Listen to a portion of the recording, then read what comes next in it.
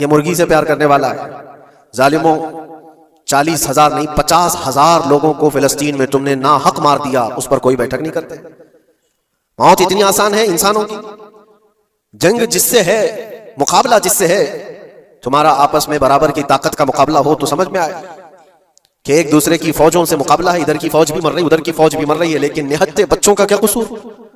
بلکہ وہ گود میں آئے ہوئے ابھی جنہوں نے شعور کی آنکھیں بھی نہیں کھولی، دودھ پیتے بچوں کے جو قتل ہوئے ہیں۔ تاریخ میں آپ نے پڑھا ہوگا فرعون نے 12,000 بچوں کا قتل کیا تھا، صرف اس گمان سے کہ اس نے خواب دیکھا تھا بنی اسرائیل میں ایک بچہ پیدا ہوگا جو اس کی سلطنت کو ہلاک کر دے گا۔ خواب کی وجہ سے کاہنوں نے اس کو بتایا تھا، اس نے خواب یہ دیکھا تھا کہ آسمان سے ایک تارا ٹوٹ کر اس کی گود میں گرا اور آگ لگ گئی، تو نجومیوں نے اس کی تعبیر یہ بتائی تھی کہ بنی اسرائیل میں ایک بچہ پیدا ہوگا جو تیری سلطنت کو ہلاک کر دے گا۔ اس ڈر سے بنی اسرائیل میں جو بھی بچہ پیدا ہوتا اس کو قتل کرتا تھا۔ اس نے تقریباً 12,000 بچوں کو قتل کر دیا تھا، اس ڈر سے کہ وہ بچہ تو نہ پیدا ہو جائے جو میری سلطنت کو ہلاک کرنے والا ہے۔ اور وہ موسیٰ علیہ السلام تھے، پیدا بھی ہوئے اور فرعون کے گھر میں ہی پلے۔ اللہ کا نظام ہے۔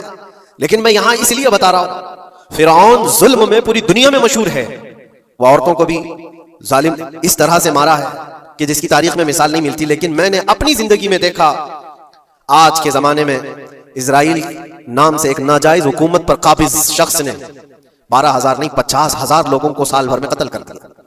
یہ تاریخ کا بھیانک چہرہ ہے۔ آج لوگ اس کو ہلکے میں لے رہے ہوں گے، نیوز والے ایک طرفہ رپورٹ کرتے ہیں کیونکہ ان کو ان کے باپ داداؤں سے ڈر ہے، جہاں کی کھاتے ہیں وہاں کی گاتے ہیں۔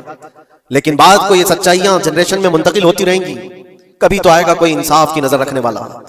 اور انسانیت کا قتل کتنا بڑا قتل ہے، ایک شہر کے 50,000 لوگوں کو قتل کر دینا، اور ایسے کہ وہاں کی عمارتیں پورے راکھ کے ملبے میں چلی گئی، صدیاں لگ جاتی ہیں ایک شہر کو بسنے میں، ایک گھر کو بنانے میں آدمی کی اپنی زندگی گزر جاتی ہے۔